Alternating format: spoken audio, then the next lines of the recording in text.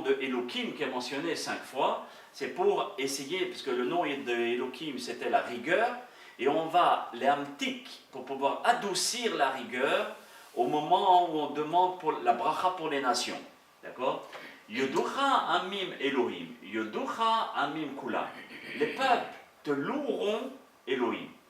Tous les peuples te loueront. C'est-à-dire au moment des temps messianiques où il y aura le tribunal terrestre, final.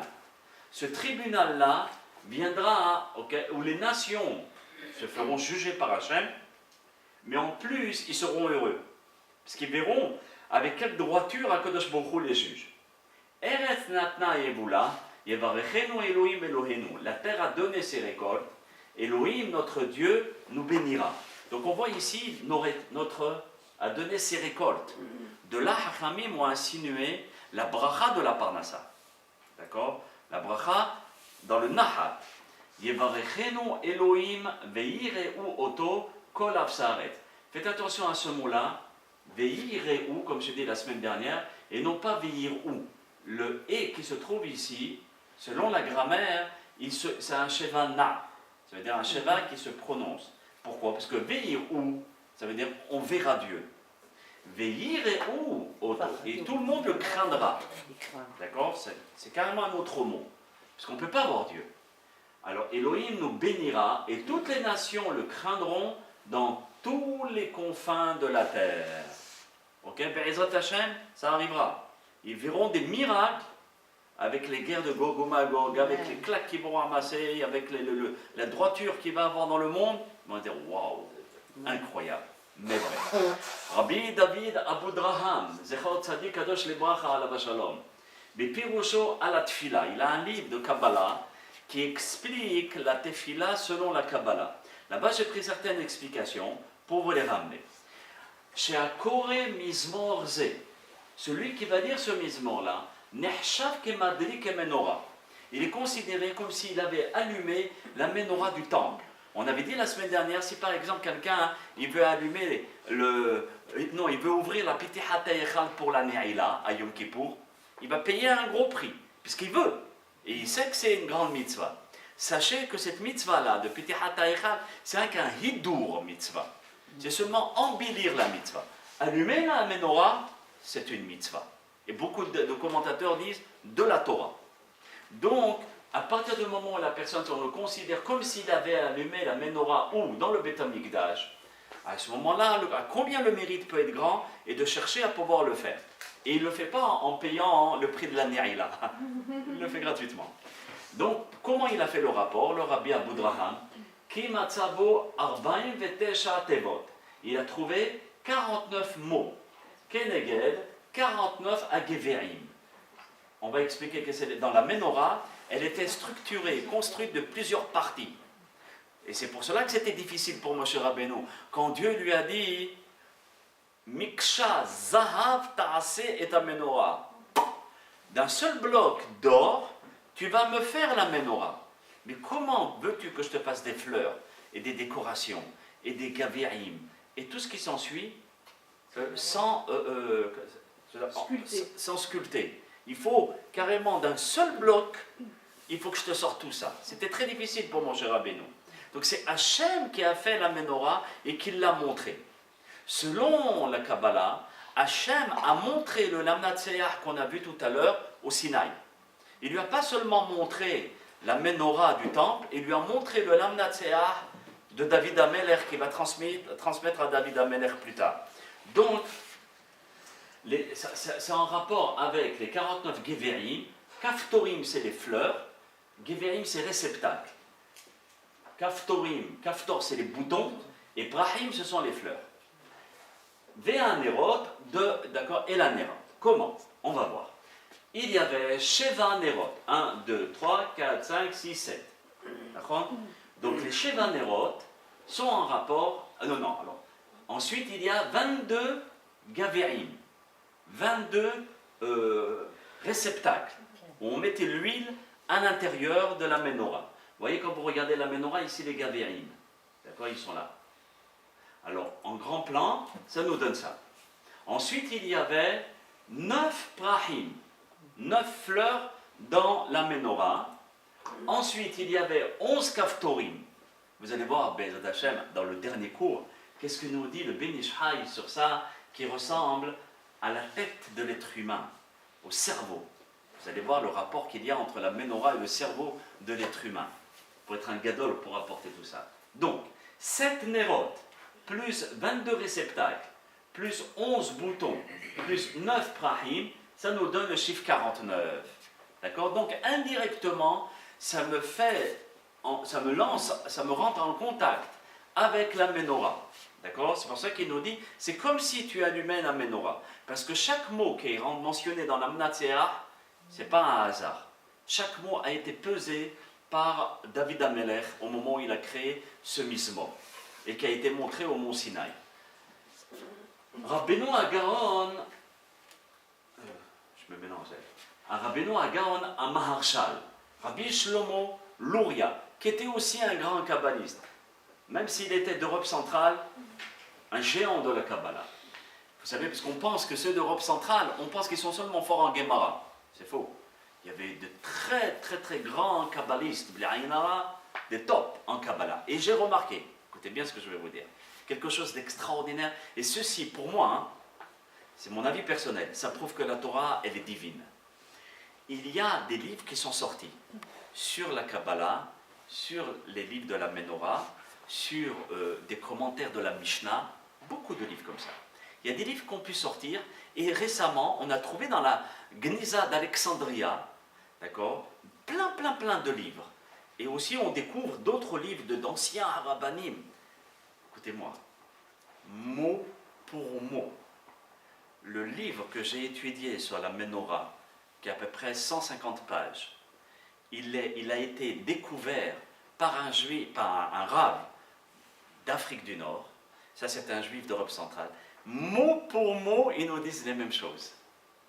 Le commentaire de la Mishnah, tout la Mishnayot, c'est qui est-ce qui a donné les commentaires? Rabbi Obadia Mebartenora. Eh bien, sachez qu'en Afrique du Nord, il y avait un rave du Maroc qui a aussi donné les commentaires de la Mishnah, mot pour mot. Vous regardez son commentaire, vous regardez, vous dites c'est pas vrai, c'est pas possible. Et attention, à la même génération. À la même génération, c'est dans 1500, 1400, 1600, ça va dépendre des livres. Mais l'un, il se trouve en Europe centrale, l'autre, il se trouve en Afrique du Nord. On retrouve les livres dans nos générations et on est estomaqué. On est surpris de voir le rapport qu'il y a entre l'un et l'autre qui ne se connaissaient pas parfois. Parce qu'ils ne se parlent pas. D'accord? C'était loin. Parfois, on ne se connaissait pas. Ah ouais, par email, c'est vrai. Ou bien par texto. Regardez les beaux textos qu'on nous envoie, Baruch Hashem, pour le shiur. Alors, le Rabbeinu HaGaon, Maharshal Rabbi Shlomo Luria, nous dit comme ça, 22 gavérim, 9 prahim, c'est-à-dire 22 réceptacles, 9 fleurs, 11 boutons et 7 nérot, 2 melkahayim. Je ne vous ai pas montré dans les trucs, mais c'était des pinces qu'on prenait, que le Kohen Gadol prenait et qui devaient enlever les nérotes, les mèches. Très bien. Mais chez Mahtot, il y avait aussi 2 Mahtot réceptacles pour recevoir les mèches. Shayu Hutz la Menorah. Quand vous voyez, il y a des dessins parfois de la Menorah, et en bas de la Menorah, vous voyez en décoration des sortes de réceptacles comme ça. Ça, c'est les Melkahayim et aussi les Mahtot. Donc, ça fait 4, 2 plus 2, 4 Tevot chez les Pasuk Rishon. Rabbi Shlomo Luria, il nous dit, tu sais, ce Pasuk-là, qui fait partie de la première phrase, qui ne fait pas partie du conte, eh bien, Rabbi Shlomo Luria va l'intégrer dans le conte. Il va te dire, il y a 4 mots dans la première phrase. Lamnatseach, Binrinot, Mizmor Shir. Eh bien, c'est par rapport aux 4 réceptacles qui servent à allumer la menorah. D'accord? Shehu Lamnatseach, Binrinot, Mizmor Shir. Les Sachakol, 53. Donc, on va trouver, d'accord, 53 mots à l'intérieur de la menorah avec le Lamnatseach, Binrinot, Mizmor Shir. C'est bon? Vous me suivez? 49 plus 4. Donc ça veut dire quoi 53? Le Rabbi Shlomo Luria nous dit ça fait exactement la valeur numérique de Gan. 3 plus 50. Donc c'est quoi plus 50? 2 explications. Celle-ci qu'on voit maintenant. C'est les Gan Parashiot chez Torah.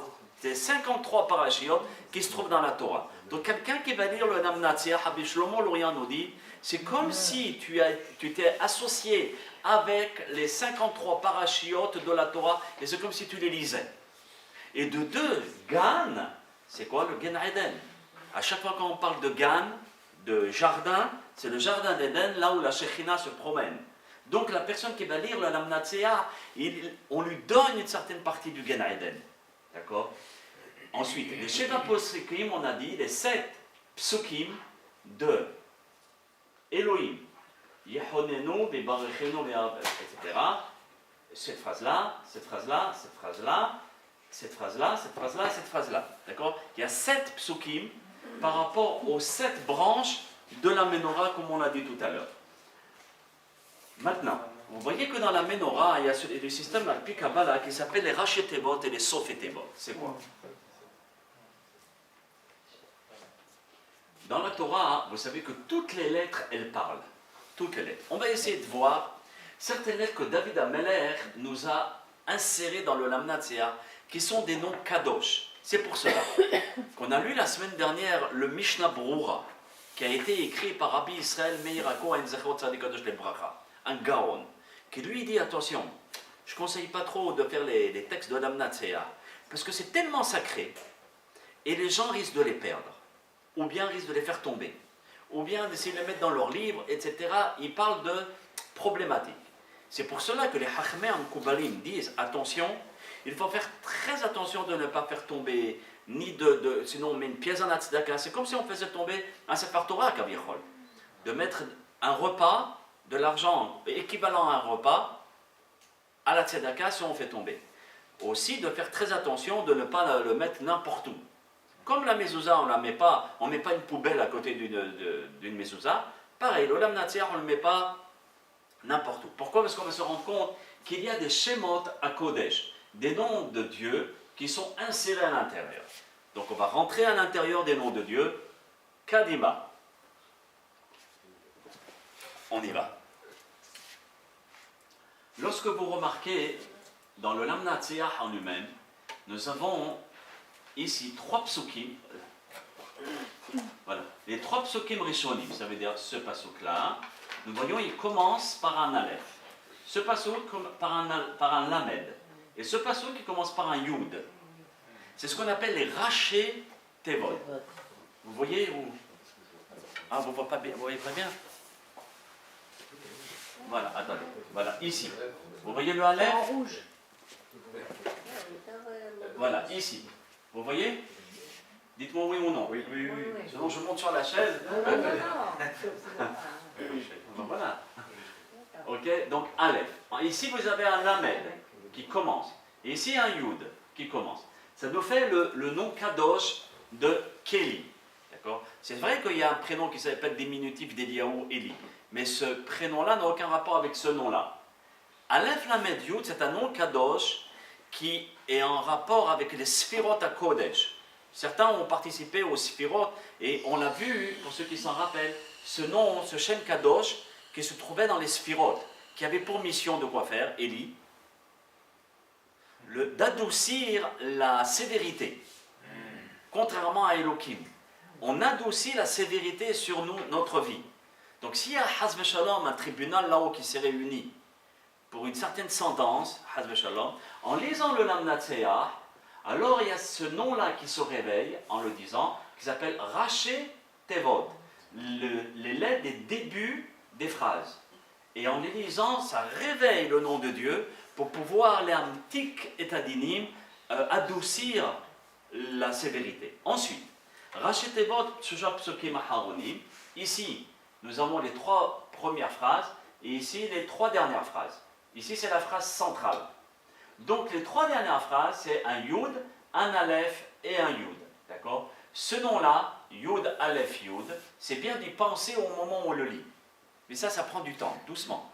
Ce n'est pas le premier mois, doucement. Ça prend des mois et des mois où quand on le lit, on comprend la traduction, mais aussi des schémas à Kodesh. Et c'est bien, si vous voulez, de mettre des petites couleurs comme ça, en plastique, etc., qui s'enlèvent, ou bien des signes pour nous faire rappeler les noms de Dieu. Donc, les 3 psukim aharonim, ce sont Yud, Aleph, Yud. Ce nom-là, il a pour valeur numérique Eheye. Ça vous rappelle quelque chose, Eheye? Oh, Hazakou. C'est lorsque Dieu, Moshe Rabbeinu, il pose la question à Hachem, lui dit, mais qu'est-ce que je vais lui dire à Pharaon? Qui m'envoie? Quel nom je lui dis? Eheye Asher Eheye. Je suis ce que je suis. Mais à l'intérieur de Eheye Asher Eheye, il y a des grandes forces qui sont quoi? Ça veut dire ce nom-là. Moshe Rabbeinu, quand il a dit Eheye Asher Eheye, Pharaon était en train de trembler. De trembler. Comme ça. Il s'est dit, et pourquoi il prenait Moshe Rabbeinu pour un grand sorcier? Parce qu'il disait, il utilise des choses qui sont au-delà de tout. Et pour moi Pharaon qui est un dieu, parce qu'il se prenait vraiment pour un dieu, sa maman, depuis qu'elle était petite, lui disait, mon fils, t'es un dieu. Ça lui a rentré tellement dans la tête, quand il a grandi, ça y est, c'était un dieu. Comment cet homme qui s'appelle Moshe est capable de me faire trembler? Mais trembler de tout son corps. C'est avec la force de ce nom-là, Eheye Asher Eheye. C'est ça que Dieu lui a dit, quand tu vas te présenter devant lui, pour qu'il commence à te prendre au sérieux, et qu'il te passe pas par la fenêtre, parce que c'était pas tout le monde qui pouvait rentrer dans le Aaron, le palais de Pharaon, d'accord, le Harmon, c'était pas tout le monde. Et lui, il pouvait rentrer carte blanche, et non seulement il avait carte blanche, mais pour dire à Pharaon, attention, tu vas ramasser une claque, réveille-toi. Et l'autre, il voulait s'énerver, il disait, Eheye Asher Eheye qui m'a envoyé ici. D'accord? Non, je ne veux pas l'écouter, parce que c'était une guerre entre lui et le vrai Dieu, parce que lui, il se prenait pour Dieu. Donc c'est soit lui, soit moi. Ça ne peut pas être les deux. Vous voyez le. Donc c'est pour cela qu'en lisant le Lamnatsea, maintenant on comprend pourquoi David Ameller, quand il avait ça sur son